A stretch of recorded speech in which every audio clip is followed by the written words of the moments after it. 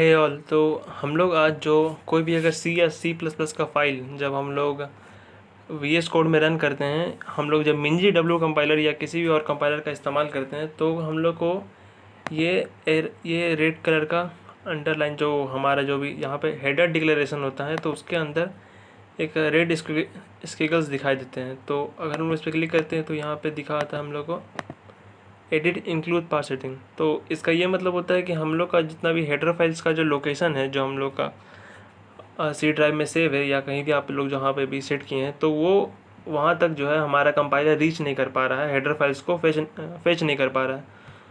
तो इसके लिए हम लोग उस पर जब टाइप करेंगे तो सी जो सेटिंग्स है वो खुल जाएगा, इंटेलिजेंस का कॉन्फ़िगरेशन का।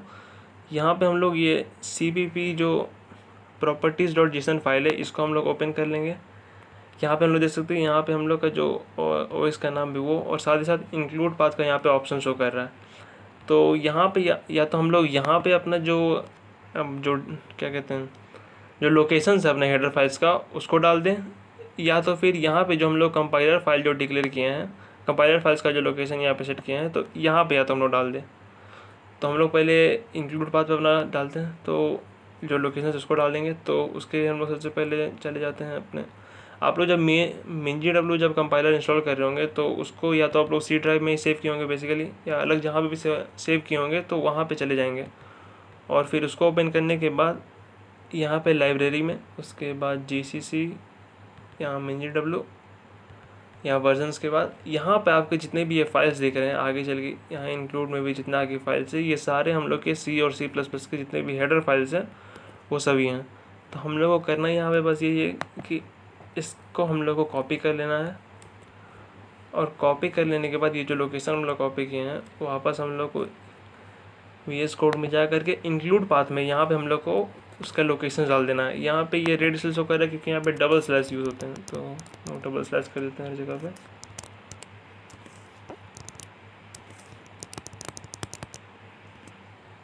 यहाँ हम लोग डबल स्लैश कर दिए हैं, या Ctrl+S सेव कर लेते हैं। यहाँ पे आप लोग देख रहे होंगे कि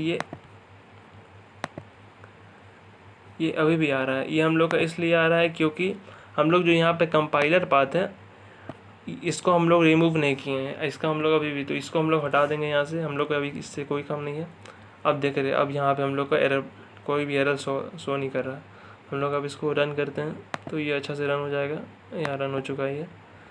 CPP फाइल को भी एक बार रन कर लेते हैं, ये भी अच्छे से रन हो गया, हम लोग को कोई एरर नहीं आ रहा है।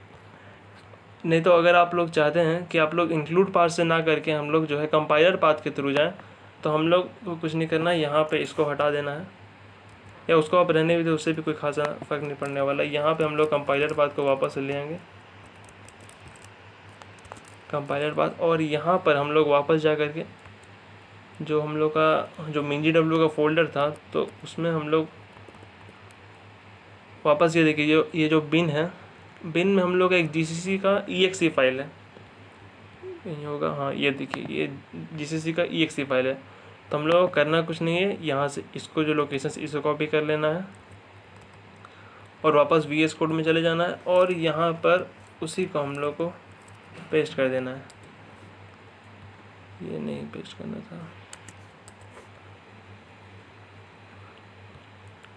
यहाँ पे हम लोग का जो वो लोकेशन है वो पेस्ट हो जाएगा। लेकिन यहाँ पे .txt इसलिए आ रहा है क्योंकि हम पहले भी से इसको कॉपी करके रखे थे। तो यहाँ पे सबसे पहले आप देख सकते हैं डायरेक्टरी का लोकेशन C, उसके बाद मिंजी डब्ल्यू, फिर उसके बाद बिन, और फिर GCC, और आखिर में आपको .txt लगाना है क्योंकि यहाँ पे एग्जीक्यूटिबल कंपाइलर पाथ में एग्जीक्यूटिबल फाइल हम लोग लोड करते हैं, उसी से हम लोग का प्रोग्राम रन होता है। और वहीं इंक्लूड पाथ में हम लोग केवल जो हेडर्स फाइल है उसका लोकेशन डालते हैं, तो उससे रन हो जाएगा। इससे भी कर लेते हैं। देखिए अभी भी हम लोग को कोई एरर शो नहीं कर रहा है यहाँ पर हम लोग अभी भी सारा कुछ जो प्रोग्राम है उसको आराम से रन कर सकते हैं। और अगर इस सबसे इनसे भी आपका तरीका से आपका सॉल्व नहीं होता है प्रॉब्लम, तो आप लोग बेसिकली बस यही तरीका कि जो अभी करेंट जो मिंजी डब्ल्यू का जो वर्जन चल रहा है उसको बस डाउनलोड कर लीजिए। मिंजी डब्ल्यू को कम्प्लीटली अनइंस्टॉल करने का तरीका हम नेक्स्ट वीडियो में बता देंगे। आप लोग उसको मिंजी डब्ल्यू को अभी करेंट वर्जन उसका इंस्टॉल कर लीजिएगा, साथ ही साथ VS कोड को भी अपडेट कर लीजिएगा। आप लोग का ये प्रॉब्लम आसानी से दूर हो जाएगा। Thank you all.